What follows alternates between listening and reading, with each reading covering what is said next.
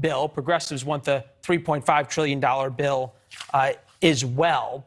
Let's bring in Pablo Manriquez, Capitol correspondent for Latino Rebels, who has some unique sourcing inside the Progressive Caucus. Pablo, good to see you. All right. Could implode. Is Politico's language too strong?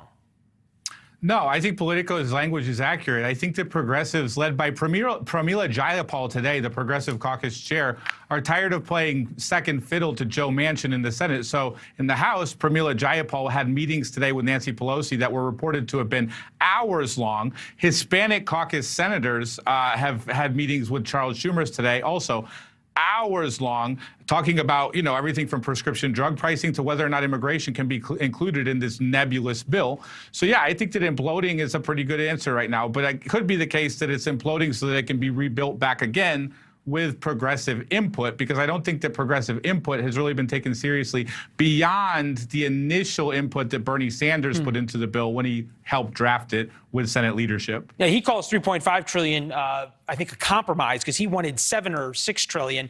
That's correct. It seems as though you think that the squad, the progressives, have the upper hand over the White House on this. I think that they've seen how Joe Manchin and Kyrsten Sinema have been able to become so politically powerful in the upper chamber, and now they're starting to mimic the same tactics, but the same tactics of sort of saying, like, listen, we are going to start drawing lines in the sand about whether or not we support this bill.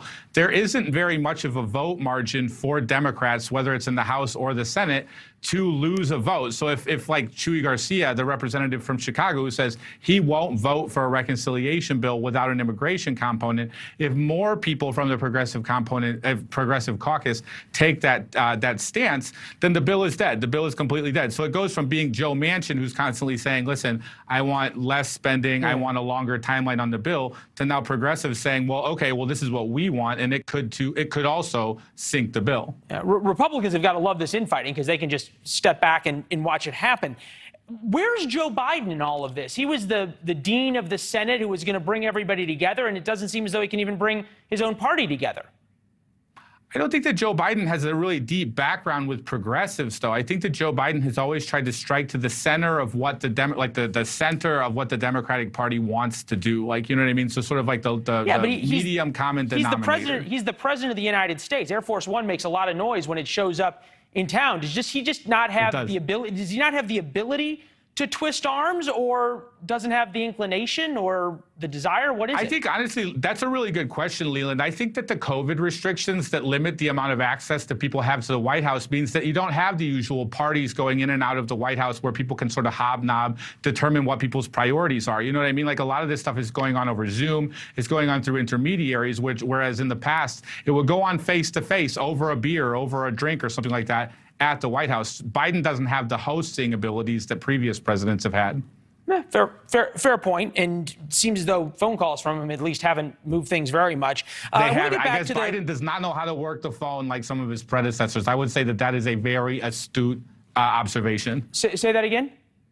Biden does not know how to work the phone like some of his predecessors do. That's a very astute observation, because he has not been effective at getting these people to a yes over the phone. So I think it's going to be a lot more FaceTime. You're going to see a lot more progressives taking that trip down Pennsylvania Avenue to the White House for closed-door meetings with the president in the next couple weeks. Well, and Pablo, we know you're going to be there to report on it. It certainly seems that Nancy Pelosi's September 27th deadline's going to slide. Fair?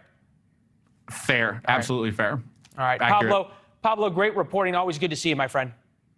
Thank you, Leland. Good to see you, too. Yeah, for sure. Well, there's some new polls.